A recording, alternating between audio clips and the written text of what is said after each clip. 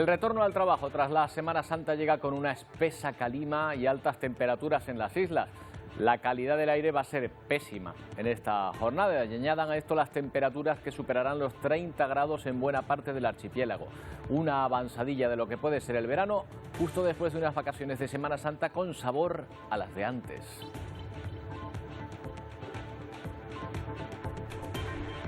¿Qué tal? Buenas tardes. Como las de antes de la pandemia, pero probablemente con más ganas, porque después de 2 años de restricciones, raro ha sido el establecimiento hostelero que no ha colgado el cartel de completo para alojarse o para comer.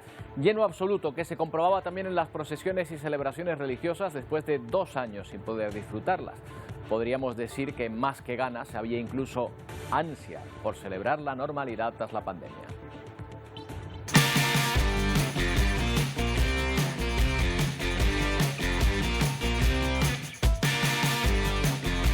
La situación se ha repetido en todo el país porque muchos han optado por hacer turismo interior en estos días. Un empujón necesario para los sectores turístico y hostelero de todo el país tras 2 años muy tocados por las restricciones de la pandemia.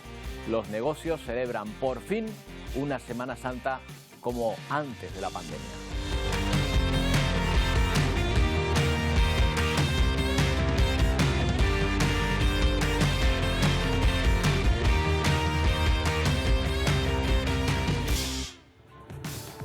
Más asuntos. La búsqueda de energía alternativa al gas ruso ha provocado un vuelco del tablero geopolítico en medio del planeta. ¿Tiene algo que ver con esta revolución energética el anuncio de Marruecos de intensificar la búsqueda de gas en sus aguas?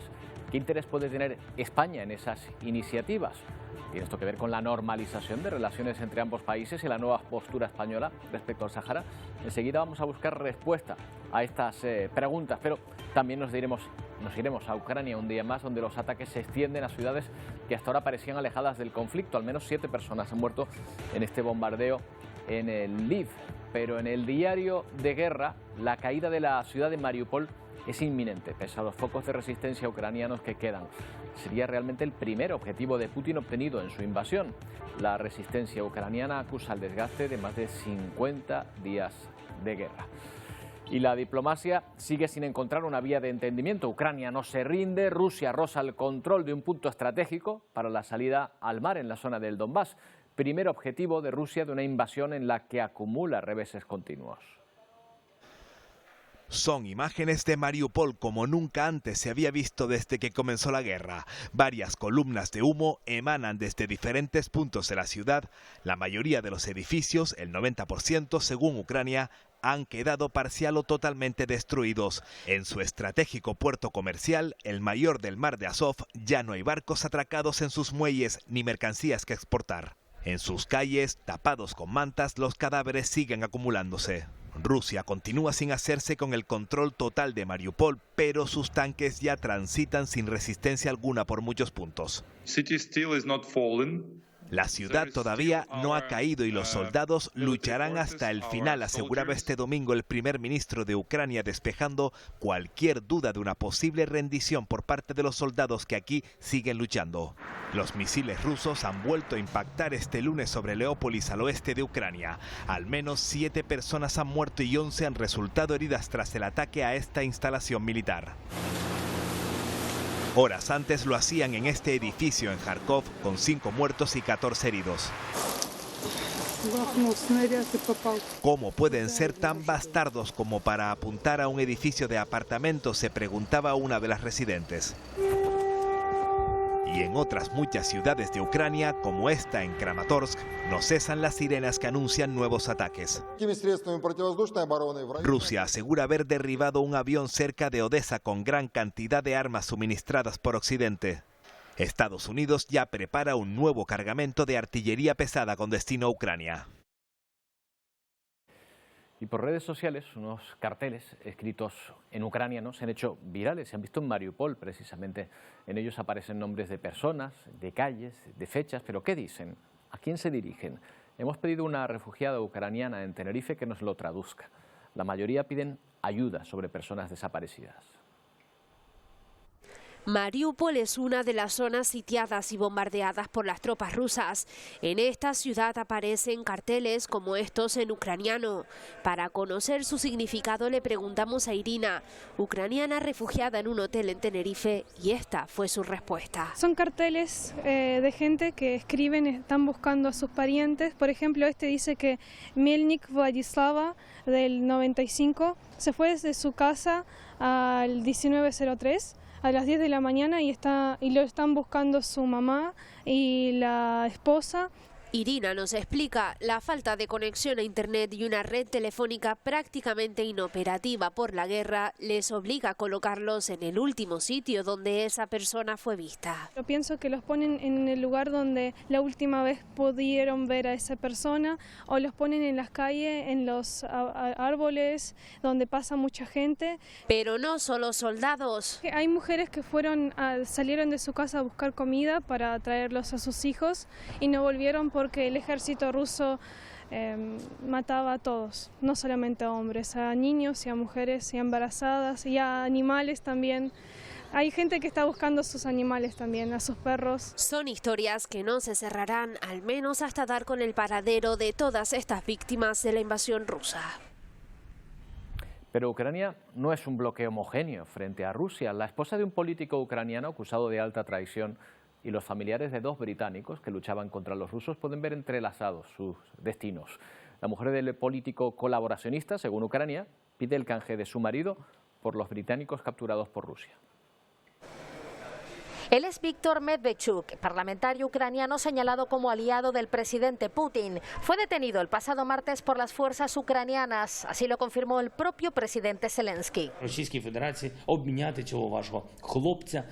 Propongo a la Federación Rusa que intercambie a este hombre, que es de los suyos, por nuestros niños y niñas que están detenidos por ustedes. Mientras que Ucrania lo señala como el aliado más cercano e influyente del presidente Putin en el país, el portavoz del Kremlin lo desmiente. Medvedchuk no es un ciudadano ruso, es un político extranjero, no tiene nada que ver con la operación militar especial. La esposa del político acusado de alta traición a su país ha emitido varios comunicados pidiendo su liberación. Oksana Marchenko se ha dirigido al presidente de Turquía, al príncipe heredero de Arabia Saudita y al primer ministro británico Boris Johnson. Pide que hable con el presidente de Ucrania para que ponga en libertad a su marido a cambio de la libertad de 2 ciudadanos británicos que luchaban con el ejército ucraniano y que fueron capturados por las tropas rusas en la ciudad de Mariupol. Se refiere a Aiden Aslin y a Shaun Pinner. Son 2 soldados británicos cuyas parejas sentimentales son ucranianas. De ahí que decidieran defender a este país de los ataques rusos. Sus familiares han emprendido una campaña para que Moscú ordene la liberación de ambos de forma inmediata.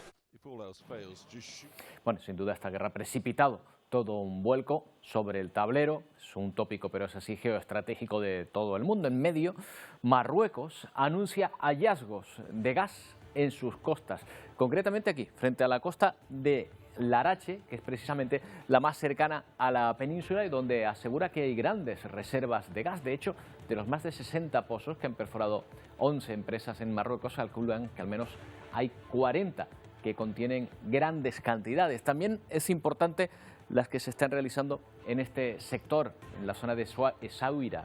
También alberga importantes reservas de gas, unas descubiertas ya hace tiempo, que podrían ser rentables ante la nueva situación mundial provocada por Rusia.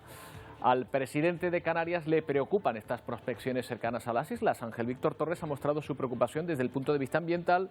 Recuerda la postura del gobierno en favor de las energías limpias, aunque espera que los roces se resuelvan con la reactivación de la Comisión Hispano-Marroquí. Sí me preocupa, y de hecho nosotros nos hemos manifestado siempre a favor de las energías renovables limpias y abandonar todo lo que significa la combustión fósil, ¿no? Y por tanto el petróleo. Y por tanto no es solamente que preocupe desde el punto de vista medioambiental, sino desde el punto de vista también de lo que es la apuesta de la transformación verde, va en contra de lo que Europa defiende, está defendiendo, a pesar de lo que está ocurriendo en Ucrania y el problema de la inflación. Es una buena o una mala noticia para España. ¿Cómo influye estos hallazgos en la situación geoestratégica en la que se encuentra nuestro país y Marruecos? Vamos a hablar de este asunto con Antonio Aceituno, es director general de Tempos Energía. ¿Qué tal, Antonio? Buenas tardes. Buenas tardes, ¿qué tal? Bueno, una cosa es confirmar que haya gas y otra cosa que sea rentable extraerlo. Quizá ha llegado ya el momento de hacerlo. Bueno, la noticia, nosotros creemos que de seguir adelante es una buena noticia, una potente noticia que viene a conformar el puzzle que se está formando a nivel mundial con el gas y por el que está apostando España. Más o menos ya se vislumbra que Alemania se ha equivocado al apostar 100% por la dependencia del gas ruso. Centro Europa se está desconectando del gas ruso por la invasión de Ucrania, que es terrible. Y España, todo el mundo pensamos que se está vislumbrando la constitución de un hub europeo que se mueva de Centro Europa hacia la península ibérica.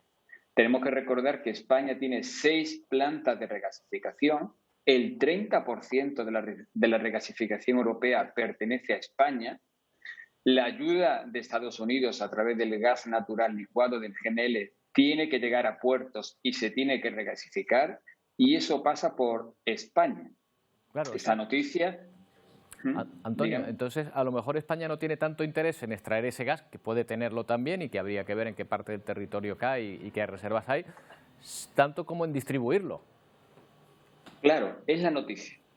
La noticia no está en en que se están descubriendo pozos, sino en que España, de aquí a un par de años, se va a constituir como la puerta de entrada al gas para toda Europa. Habida cuenta de que Rusia ya está descontado que va a dejar de suministrar la tecnología de respaldo que es el gas. Entonces, sí, esa es la noticia. Claro, porque España tiene potencial para convertirse en un hub, en una distribuidora de gas, puerta de entrada para toda Europa. Totalmente. Y ahí vamos, y esa es la senda que nosotros pensamos que el gobierno actual ha emprendido. El suministro de Argelia está asegurado. Hay un gasoducto de Argelia a Almería que está funcionando y que, transporta 10.000 metros cúbicos día, se está funcionando.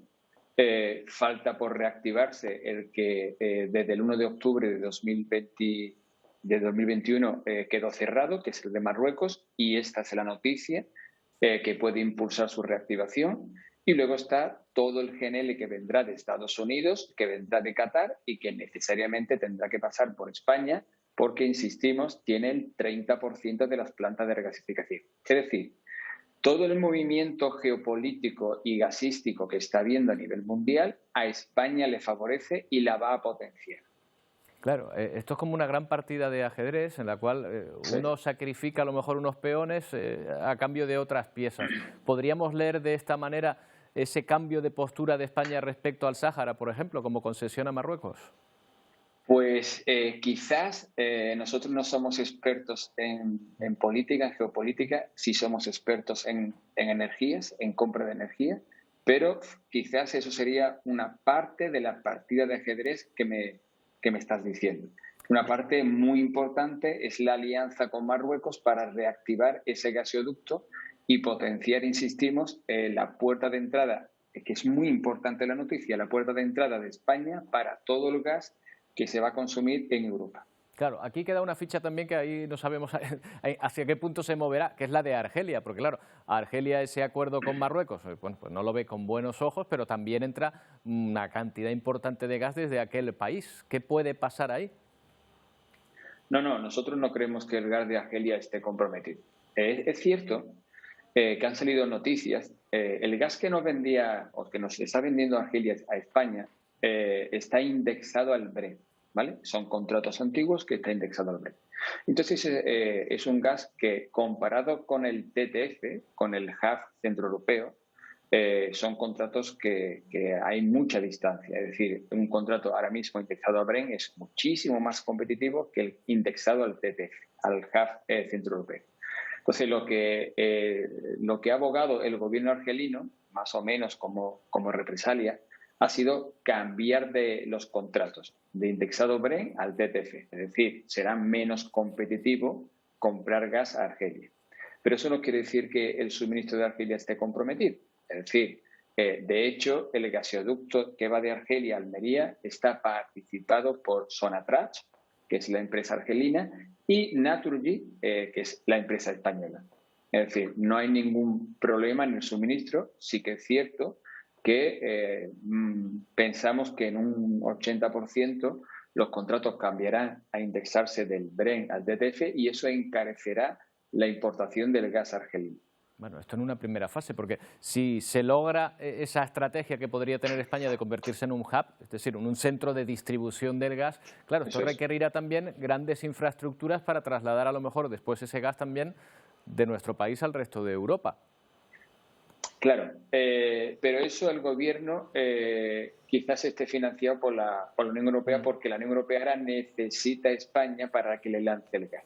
Claro. En el 2018-19 se quedó en stand-by el MidCat, que era un gasoducto que atravesaba los Pirineos por Cataluña, porque no se vio necesidad de impulsar ese proyecto. Ese proyecto ahora se está impulsando por la necesidad patente y latente que está habiendo, producto de los movimientos geopolíticos que estamos comentando. Bueno, pues ahí están algunas claves en las que no habíamos caído y necesitamos la ayuda de un experto en energías para ello. Antonio, muchas gracias, un placer.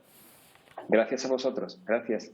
Claro, porque a lo mejor el negocio no está solo en extraer el gas, sino en repartirlo también. Interesantes claves en esta mañana. Mientras tanto, en la costa de Túnez se trabaja sin descanso para evitar una catástrofe medioambiental tras el hundimiento de un petrolero que transportaba entre 750 y 1.000 toneladas de combustible. Hay buzos especializados que están inspeccionando el casco del buque para determinar cuáles son las fugas y sellarlas. En la zona se han desplegado además barreras anticontaminación para contener el posible derrame. Las autoridades tunecinas han abierto una investigación para aclarar el hundimiento, aunque todo señala que fue causado por el mal tiempo. El barco se dirigía de Guinea Ecuatorial a Malta cuando se hundió a 7 millas frente a la costa. Los miembros de la tripulación pudieron ser rescatados.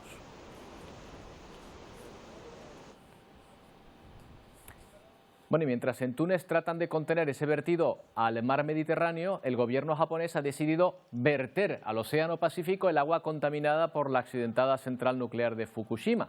Lo hará tras tratarla para eliminar, dice, la mayoría de elementos radiactivos, pero hay muchos que no se fían. Esto ha provocado la protesta de más de 2.000 personas en las calles de Tokio, que esto para ser Japón ya es muchísima gente, una manifestación muy grande. Las autoridades niponas aseguran que el agua que se liberará no representará ningún daño para la vida marina y pretenden comenzar con estos vertidos a partir de abril del año que viene.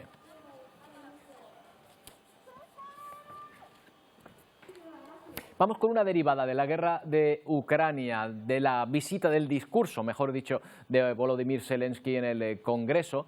Se hizo eco también, se habló mucho de un cuadro del Guernica, nombrada esta localidad por Zelensky en su reciente discurso. 85 años después, este municipio vasco siente que los bombardeos a las ciudades ucranianas, con miles de civiles muertos, se parece mucho a la que vivieron aquella tarde del 26 de abril de 1937. 2022 рік, квітень, а реальність в Україні як у квітні 1937 року, коли увесь світ дізнався назва одного з ваших міст – Герніки. Y 85 años después, el mundo entero conoce Mariupol o Bucha por el mismo motivo: bombardeos y miles de muertos en plena calle. Entre los heridos de aquella tarde del 26 de abril en Guernica, el padre y hermano de Emilio, que aún mira sus fotos y recuerda lo vivido. Una bomba atravesó el refugio y hubo pues un montón de gente que murió, claro, con el impacto. A mi hermano y a mi aita, que estaban allí con los dos juntos, mi aita tapándole a mi hermano para cubrirle, no obstante, le vino una esquirla de la metralla, le vino a mi hermano y le impactó en la cabeza. La cifra real de muertes aún se desconoce. Algunos registros apuntan a cerca de 2.000 fallecidos dentro de una población de 5.000 habitantes. Un ataque que empezó a las 4 menos cuarto de la tarde, según el bando franquista, contra el puente de Guernica, pero también bajo el objetivo de los cazas alemanes e italianos, la fábrica de armas. Las imágenes que vemos en todas las televisiones en estos momentos de lo que está pasando en Ucrania son un calco, se parecen. Refugiados fuimos y ahora recogemos. Está bien, está bien. La pena es que haya refugiados. Esa es la gran pena de la vida. 8 décadas después y con las heridas aún abiertas, esta pequeña localidad de Euskadi acoge a ucranianos que han podido salir de su país antes de perder la vida en esta guerra.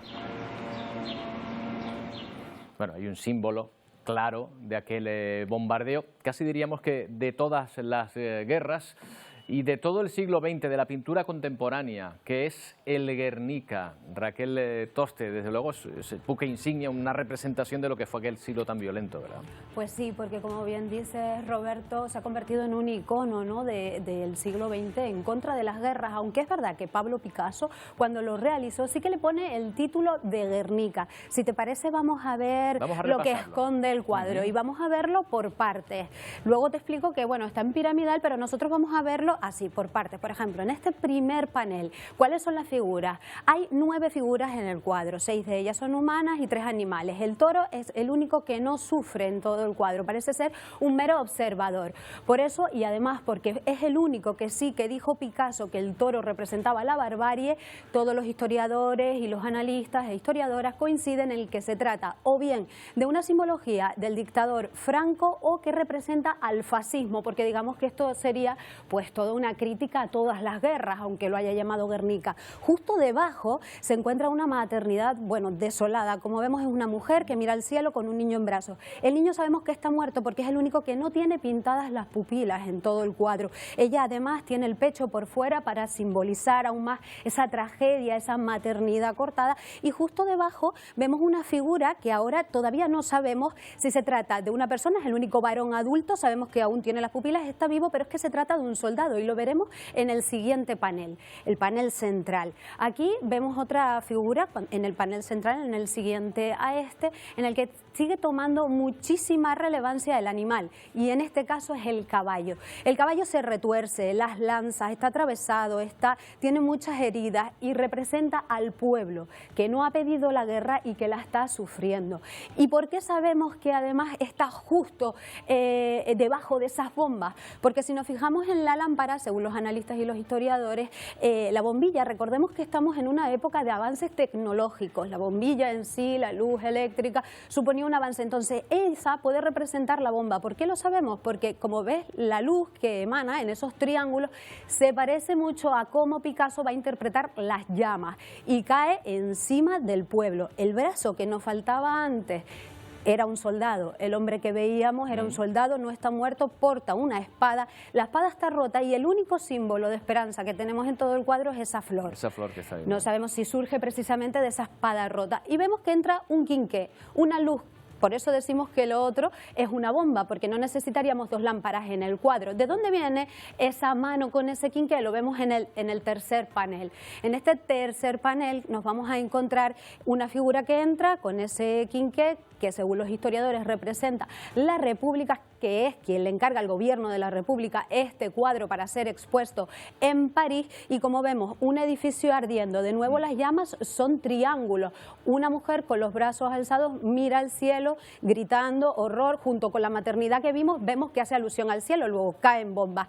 Y aquí una figura, otra mujer, herida, la pierna rota e intenta huir. Aquí, según los historiadores, es un alegato a todos esos refugiados, a las personas que tienen que abandonar sus casas en llamas por el horror de la guerra, por el horror de las bombas. ¿Solía pintar Picasso en blanco y negro, en tonos de grises? Es curioso, no, ¿verdad? De hecho, sí, de hecho es una muy buena pregunta, Roberto, porque este es de los cuadros con más carga política que va a realizar y la verdad es que eligió el monocromo porque sí que quería hacer alusión y enfatizar en ese dramatismo, incluso haciendo alusión a esas películas antiguas para enfatizar en el carácter dramático y además eligió también en esa faceta que tenía cubista porque nos da esa sensación de movimiento de todo el cuadro, ¿no? Que sí que parece que huyen mientras otros se retuercen, entonces sí que genera mucho malestar porque como sabemos es 3 metros de ancho por 7 de largo, ¿no? Y realmente, bueno, a mí se me ponen los pelos de punta hablando de él,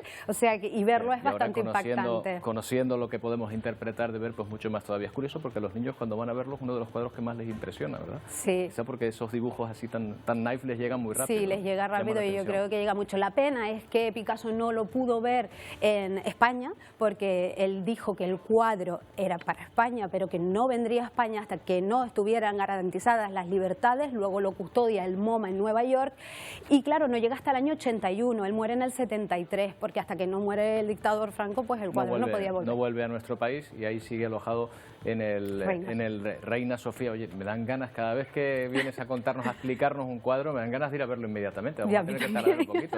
Sé que lo hemos visto, pero no de esta manera, no de esta manera. Nos tienes que acompañar tú, Raquel, la próxima vez. Por supuesto, cuando quieras. Gracias, Raquel Tosté. Buenas tardes.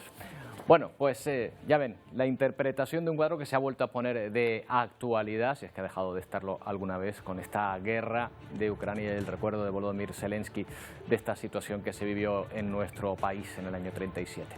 Una pausa y volvemos.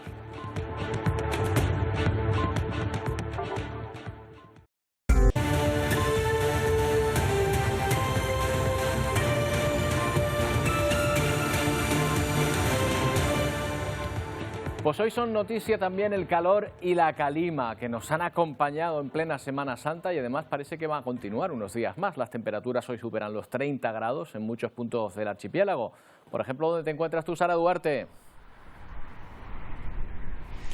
Hola Roberto, efectivamente, si bien los pasados días festivos, jueves y viernes santo tuvimos mucho viento, con la llegada del fin de semana descendió para dar paso al calor y a la calima, un calor que como comentas nos seguirá acompañando durante el día de hoy, aunque es cierto que los termómetros han disminuido al menos ligeramente, mientras que ayer alcanzaron hasta los 35 grados de temperatura máxima en lugares como Tasarte, en La Aldea y en Pájara. Hoy, como comentas Roberto, las máximas llegarán hasta los 30 grados en zonas puntuales como son el sur de Gran Canaria o algunas zonas del sur de Tenerife. Pero no se preocupen, no guarden el abrigo definitivamente porque estas temperaturas ya han empezado a descender. Para mañana disminuirán entre 2 y 8 grados en zonas como Lanzarote, por ejemplo, lo hará una media de 5 grados, pero en islas con mayor relieve el descenso llegará hasta los 8 grados. Así que aunque ahora parezca poco creíble, el abrigo empezará a hacer falta a finales de esta misma semana.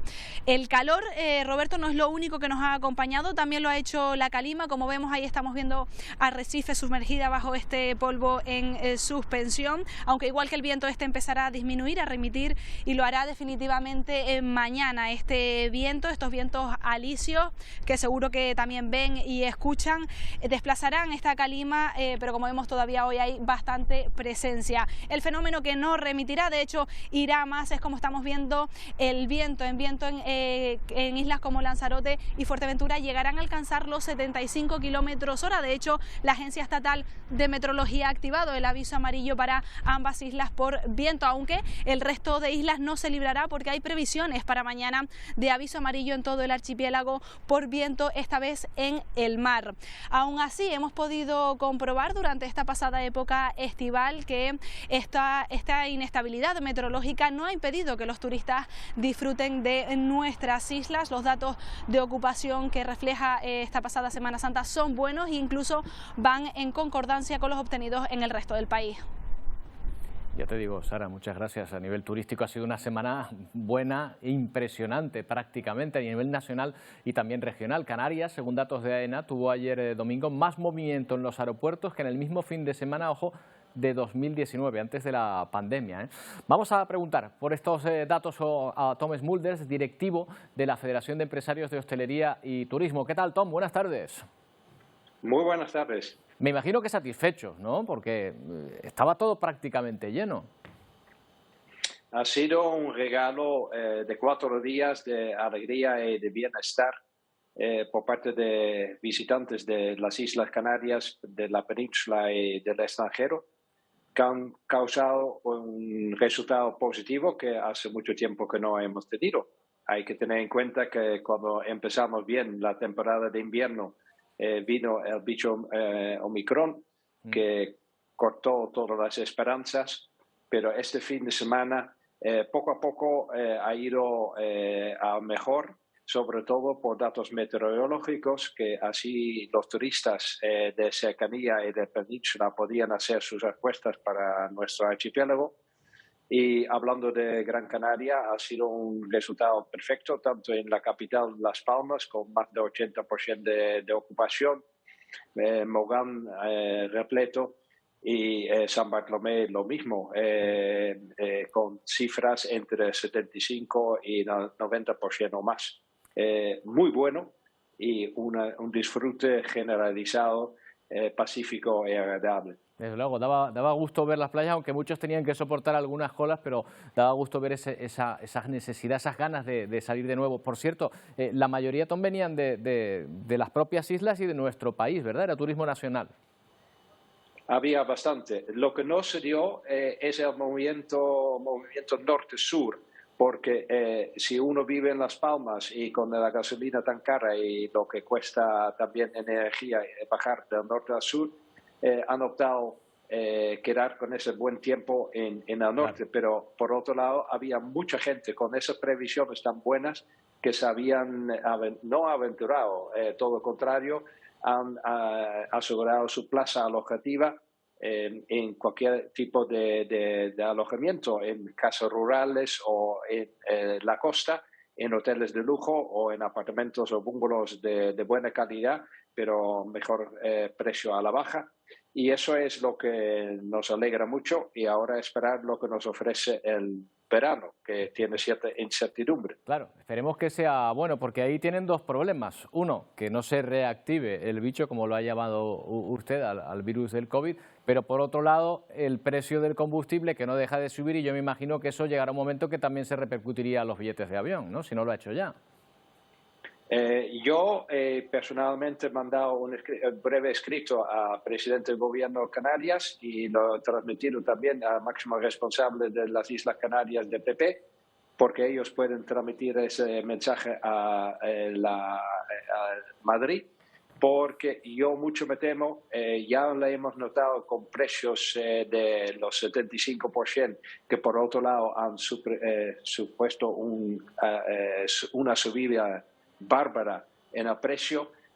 Cuando llegan los momentos, como tú bien dices, de los suplementos de carburantes, cada uno va a intentar hacer lo suyo, pero el suplemento necesario se puede calcular a la peseta, para así decirlo, porque Cancún vale una cosa, Canarias otra cosa y Baleares otra cosa, y no procede que vamos a estar sujetos al capricho de cada uno en el cálculo de suplemento, que ya puede peligrar el turismo de verano, que tiene por otro lado destinos más cercanos, con máxima calidad, y que tienen sus propios aviones y están deseosos, como Turquía, en quitarnos todo lo que posiblemente como buen compañero, pero competencia pueden lograr. Claro. Y entonces la calidad es lo máximo, y control de los precios. Claro, pero el control de los precios se tiene que dar en el transporte, pero me imagino que también en el servicio, en los alojamientos. ¿Usted cree que se va a conseguir, que se va a poder mantener los precios pues más o menos a un nivel que no sea muy alto, habida cuenta de que está subiendo prácticamente todo? Nosotros no tenemos razón para subir mucho los precios, porque sería una kamikaze hacerlo. Los precios son precios decentes según la calidad, y sin menos apreciar la mano de obra, todo lo contrario. Pero ten en cuenta que en Turquía, por ejemplo, un profesional o una persona que trabaja en el sector gana quizás la mitad de lo que gana un gran profesional que tenemos aquí, y eso influye en muchos sentidos. Claro. Pero también hay que tener en cuenta que el balance de la decisión de viajar o no viajar para los turistas del extranjero es por una calidad y precio, y por otro lado el sentir de seguridad.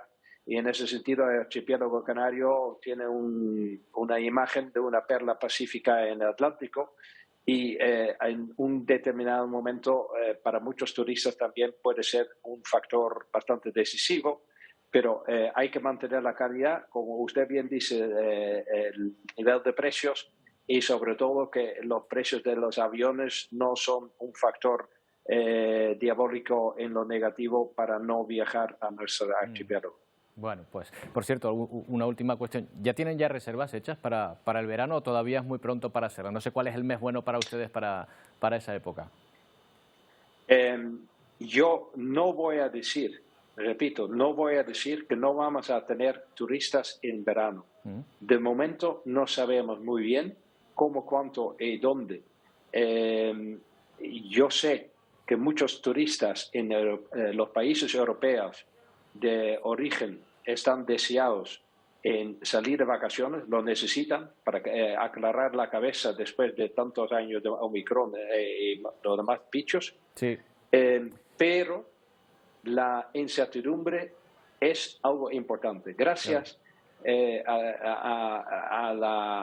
amor del cliente no hemos tenido muchas cancelaciones, pero el teléfono en este momento no suena, paralizado las reservas. Sí se han hecho slots.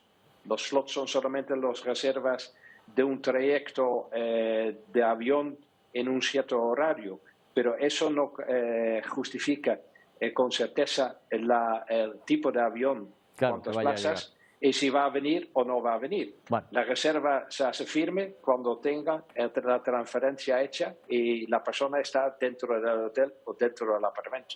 Pues Tom Smulders, me ha alegrado celebrar con usted el buen resultado de esta Semana Santa y espero que vengan como estas más celebraciones más. Muchas gracias. Ok, y vamos por un buen verano entre todos. Venga, brindamos por ello. Ojalá sea así. Gracias, Tom. Bueno, primera Semana Santa sin restricciones en España después de 2 años de pandemia, aunque, ojo, la Organización Mundial de la Salud sigue pidiendo precaución y cautela ante la aparición de nuevas variantes. Son muchos los países que han recuperado festividades canceladas por las medidas anti-COVID. Amarillo, morado, verde o rosa, de muchos colores se puede pintar las ganas de estos niños de poner fin a las restricciones y volver a celebrar las fiestas de su pueblo. Esta localidad alemana ha organizado el tradicional lanzamiento de huevos de Pascua cancelado los 2 últimos años, una tradición con más de 3 décadas de historia donde la distancia es un factor clave. ¡Super! A ritmo de samba, los barrios de Río de Janeiro también se han llenado de color este domingo de Pascua. Los conocidos blocos convirtieron las calles en un carnaval acompañando la boitata, una criatura mágica que defiende la Amazonia. Actos previos al carnaval que se desarrollará en el Sambódromo. El gobierno ha prohibido todos los actos callejeros, pero no pondrá controles. Sin restricciones también han podido celebrar el Ramadán en Jordania tras 2 años de limitaciones.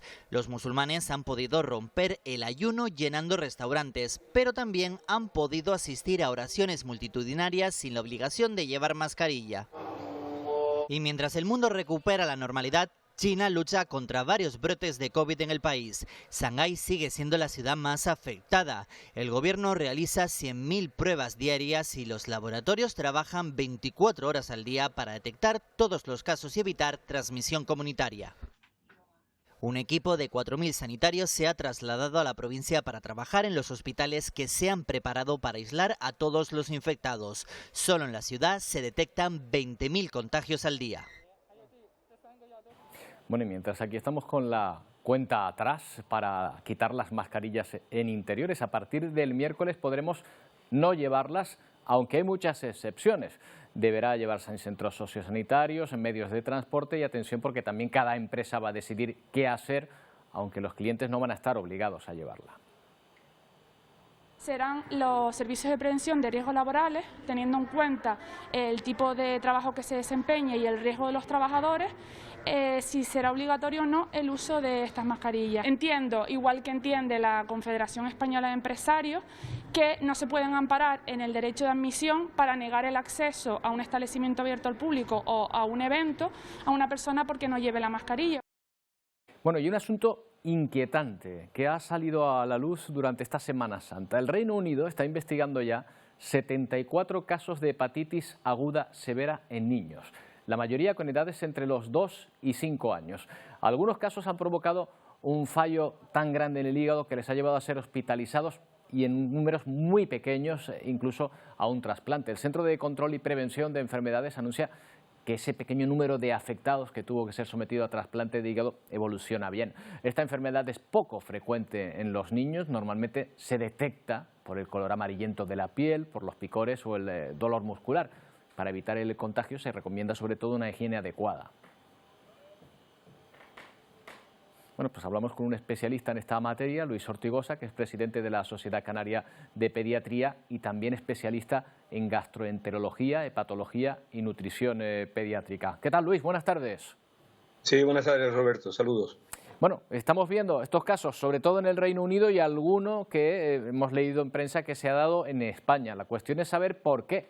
¿Ya se sabe algo, alguna razón, alguna causa? Sí, sí.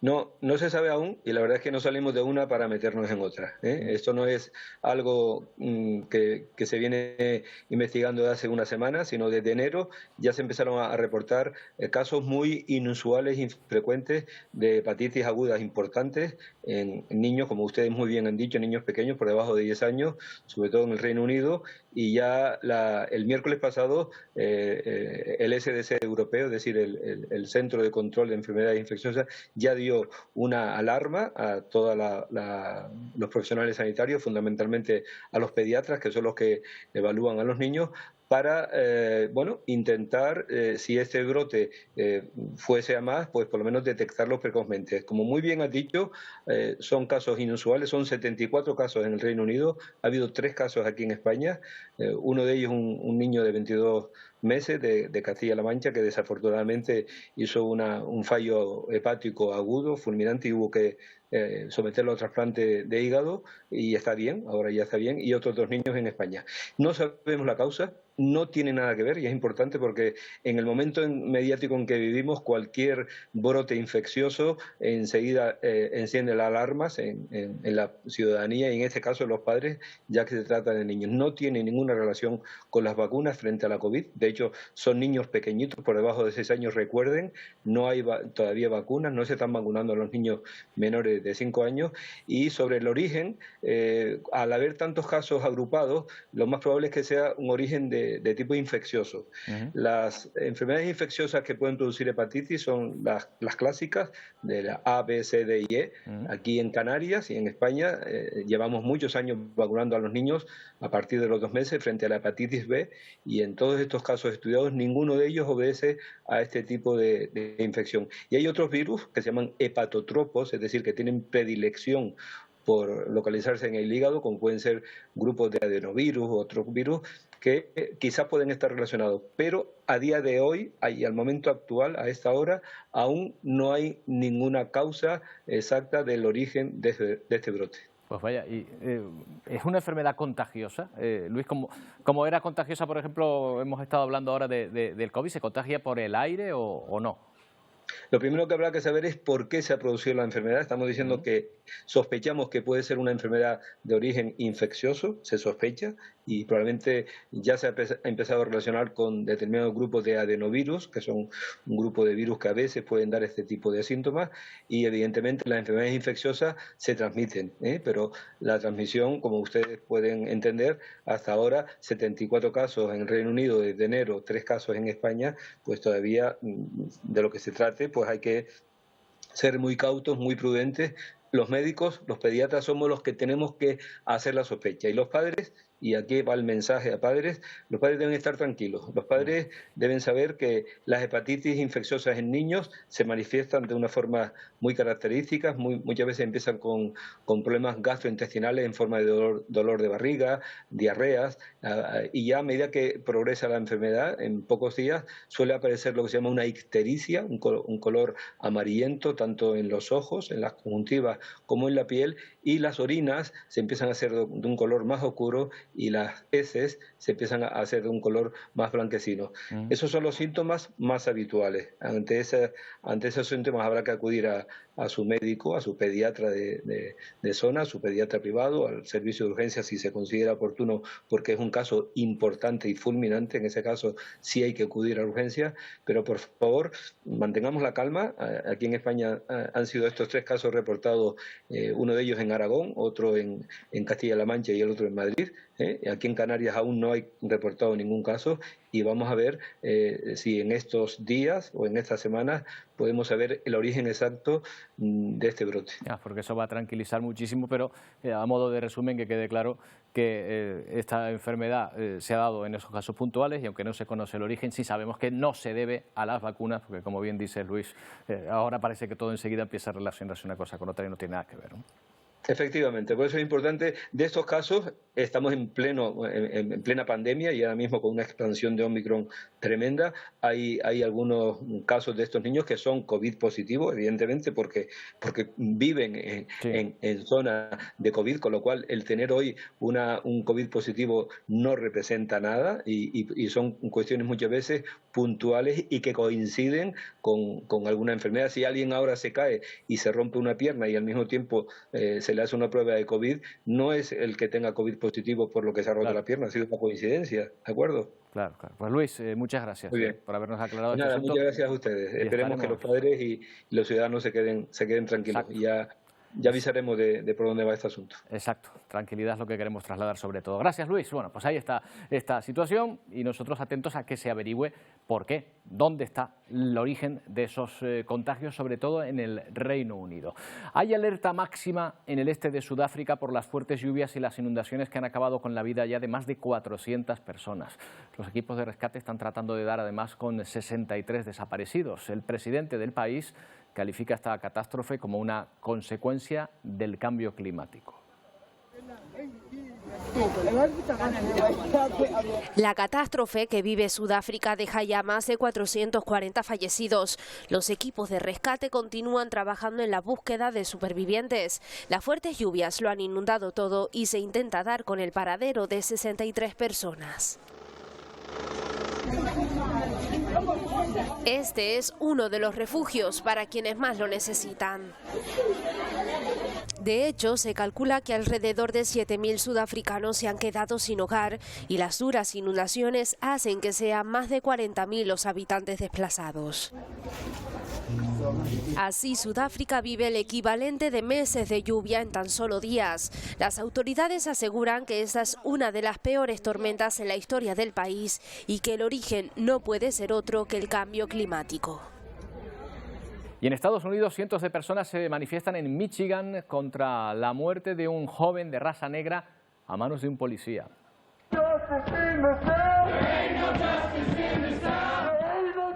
Sucedió el pasado 4 de abril. Los agentes difundieron una serie de vídeos en los que se observa que la víctima, de 26 años, presentaba un disparo en la parte posterior de la cabeza. Una actuación que se califica como un nuevo caso de violencia policial injustificada en Estados Unidos.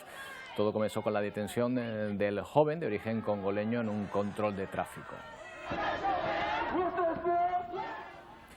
Disturbios también en Suecia. Aquí estamos menos acostumbrados a este tipo de acciones. Son manifestaciones en contra de un grupo ultraderechista que organiza reuniones callejeras donde se queman públicamente ejemplares del Corán. Los ciudadanos contrarios a este movimiento, llamado Línea Dura, que se declara en contra de la inmigración y es anti-islam, salieron a las calles para mostrar su apoyo a la comunidad musulmana. Tan solo este domingo la policía ha detenido a 26 personas. Y de Israel nos llegan unas imágenes que han sido grabadas hoy mismo. Miles de personas acudiendo al Muro de las Lamentaciones a una misa especial que los judíos celebran con motivo de la Pascua. No solo han acudido fieles, el despliegue de las fuerzas de seguridad este año en Jerusalén ha sido de los mayores que se recuerda. Durante el fin de semana ha habido mucha tensión en la zona, con varios asesinatos y decenas de detenidos. Este año coincidió el Ramadán con la fiesta judía de Pascua. También es la primera vez en 2 años que se puede acceder sin restricciones por la COVID y de ahí había tanta prevención ante esa esperada muchedumbre que iban a coincidir en sus celebraciones. Y Venezuela ha conseguido el récord Guinness de la mayor orquesta del mundo gracias a miles de músicos de todo el país y al empeño de un hombre, Andrés David Ascanio, un afamado trompetista, director de orquesta, educado en la enseñanza musical tradicional de este país sudamericano.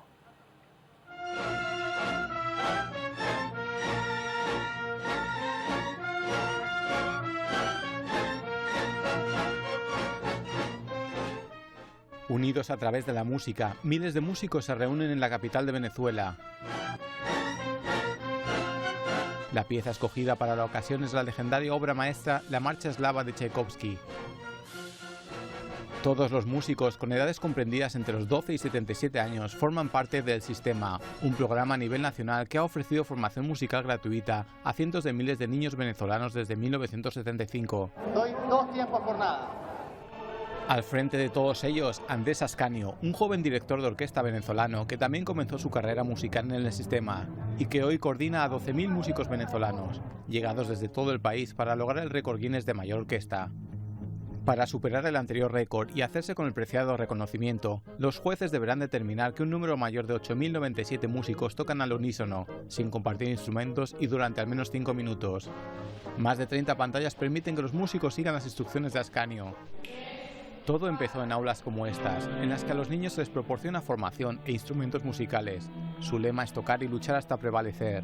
Varias generaciones de prodigios musicales han surgido de estas aulas en Venezuela.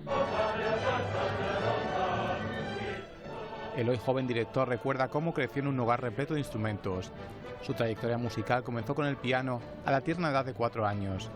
No fue hasta los 11 cuando pasó a la que hoy es su pasión, la trompeta. No, yo creo que la descubrí desde que estaba en el vientre de mi mamá, ¿no? Porque yo vengo de una familia de músicos. El joven maestro enseña ahora a la próxima generación de venezolanos la música y los valores que el Sistema le inculcó. Valores entre los que destaca la importancia de trabajar juntos como una familia. La clave es lo que hablamos ayer, no es que yo esté aquí o el que esté aquí esté imponiendo, no es escuchar. Es escucharnos y hacer la música de cámara entre todos nosotros, entre la orquesta. Ascanio ha liderado la Orquesta Sinfónica Simón Bolívar durante 11 años. Algunos miembros de esta orquesta han participado en el intento de récord mundial. Ascanio afirma que espera que las lecciones aprendidas de este particular concierto permanezcan en sus estudiantes. Bueno, nos ocupamos ahora del cielo porque estos días, si miran antes del amanecer al cielo, no se sorprendan si ven 4 planetas: Venus, Marte, Júpiter y Saturno. Es la mitad del sistema solar. Junto a la Luna forman una curiosa alineación que se puede observar a simple vista.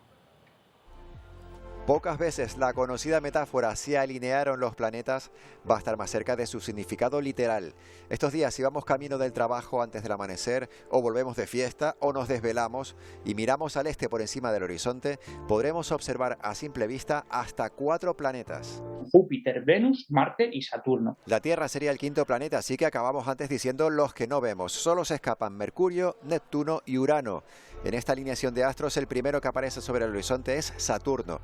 Luego vemos Marte y al planeta rojo le sigue Venus y finalmente Júpiter. Los 4 aguantan alrededor de 1 hora antes de que el Sol salga por ese mismo punto por el este y arruine con su luz el espectáculo. A partir de las 6:30 hora canaria se pueden ver ya estos 4 planetas sobre el punto sobre el que sale el Sol, sobre el horizonte este. Y tenemos hasta que sale el Sol, algo después de las 7:30 hora canaria, 1 hora, para poder ver todos estos planetas. Y a la fiesta planetaria se une la Luna a partir del próximo fin de semana. Y ojo porque hay más sorpresas antes de que acabe el mes.